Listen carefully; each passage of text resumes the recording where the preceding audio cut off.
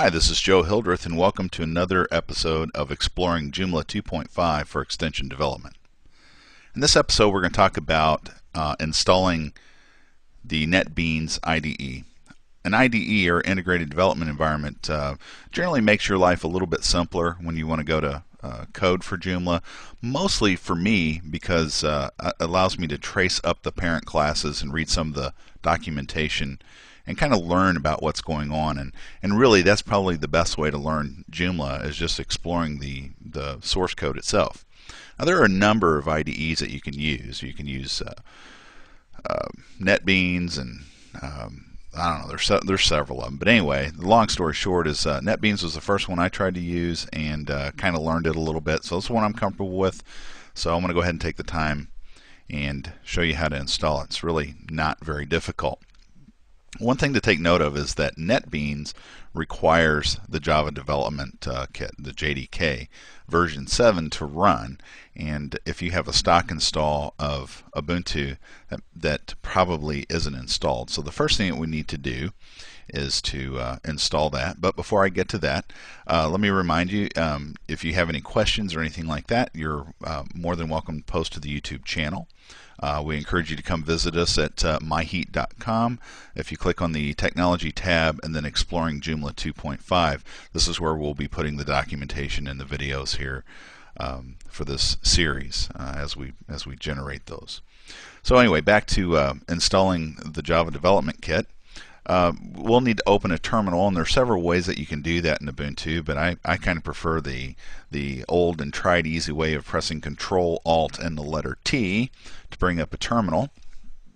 And once I have that, I simply just need to issue a command here to install the Open JDK or the Java Development Kit, and it's sudo apt-get install Open JDK -7, because that's the version, -JRE for Java Runtime Environment. We'll put in our super secret password, and it may ask you if you want to. It may prompt you if you want to download the packages. I've done this a couple times just to make sure that my process was right and stuff, so that we weren't stammering and falling over myself any more than I have to, because this is just kind of how those things go. So anyway, once that's installed, you'll be presented back to the command prompt. So we're just going to minimize this window. Now, NetBeans is available from netbeans.org, and here you see their main page. We're going to click the download link here in the upper right area, and we will be presented with a number of different versions of the NetBeans IDE. They have created this IDE, primarily it was originally, I think, developed to program in Java, and then somebody added C++ support, and then PHP. So you have a choice of different varieties of the NetBeans IDE that you can download.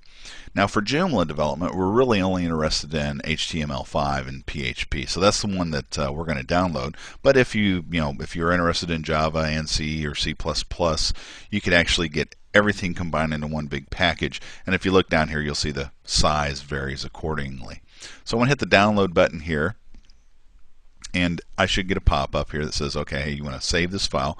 If you've not changed the default behavior of Firefox, this should go to your downloads folder. If you've changed it to prompt you where to save it or a different folder, just make note of where you're saving the file. It's a fairly good size file. I think it's 60 meg. It's going to take a little bit. I've already downloaded this so as not to take up too much of your time. So I'm just going to hit cancel here.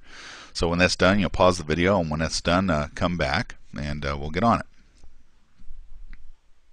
Okay, now that the IDE software has been downloaded, we need to install it. So we're going to come back to our terminal again, and we're going to change the directory to where we downloaded it.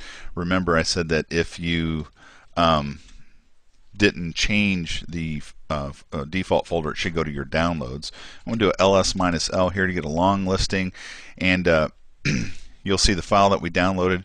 Now we have to execute this file, but by default it is not an executable file, so we have to change that. You notice it doesn't have the execute bit, so we're going to issue the command chmod, which means change mode, and we're going to say, hey, add the execute bit, and then the file we want to add that to is NetBeans 7.4-php-linux.sh.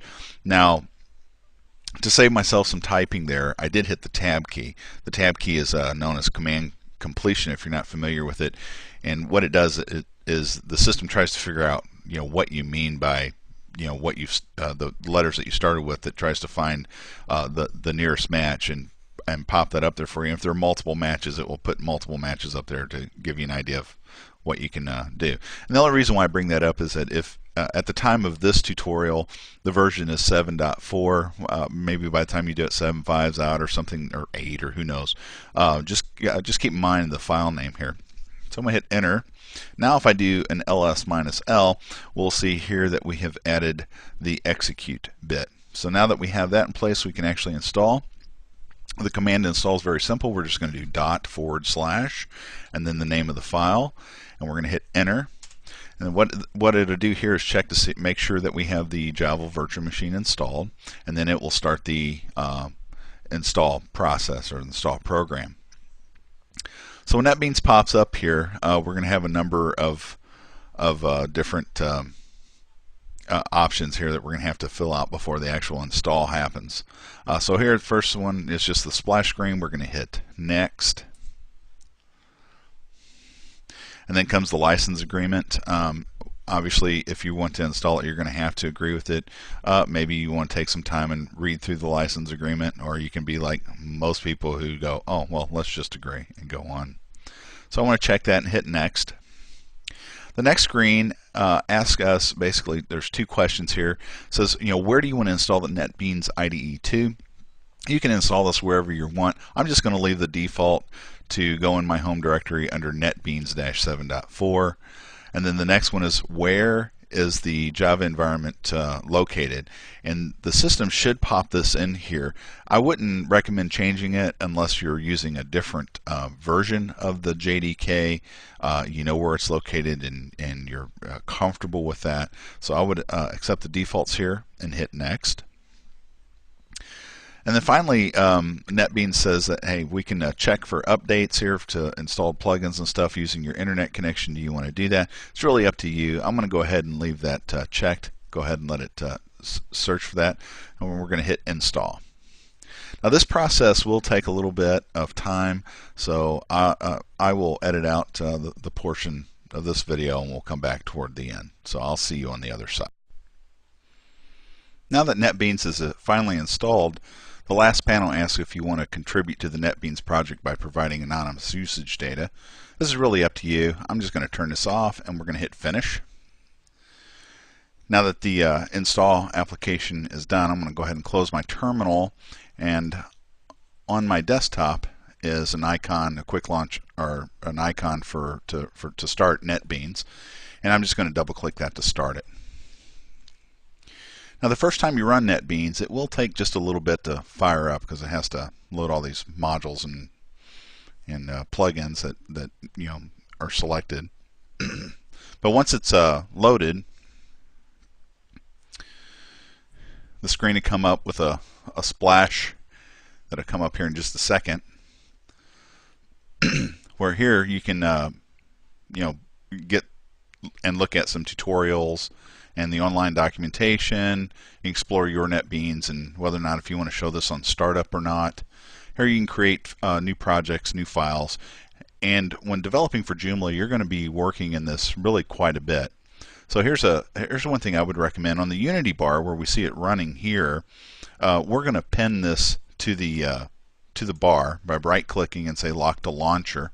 This way, when I exit it, it's still over here and it's easy access. Keeps me from having to go to the desktop, or if I want to get rid of this icon later just to clear off my desktop, or from having to go up to the dash home and doing a search on it. So at this point we have NetBeans installed, and in future episodes I'll show you how to install Joomla into our sandbox that we created in a previous video, and we'll show how to get Joomla inside of NetBeans so that you can explore Joomla's classes and class hierarchies and internal documentation and stuff like that. And then we can finally reach the point where we can talk about developing components, whether if it's a plugin, a module, or a component, or what have you. Anyway, thank you very much for taking the time to watch this video. I ask that if you have an opportunity, rate us on YouTube or make a comment in the channel. Let us know that it was helpful. If you have any questions, either post in the channel, or again, you can come to myheap.com and click on Technology and Exploring Joomla. Come to the Contact Us, send us an email, let us know what you want to see, and hopefully as time permits, we'll get some more stuff up here and get you going and along your way. So again, thanks for your time, and have a great day.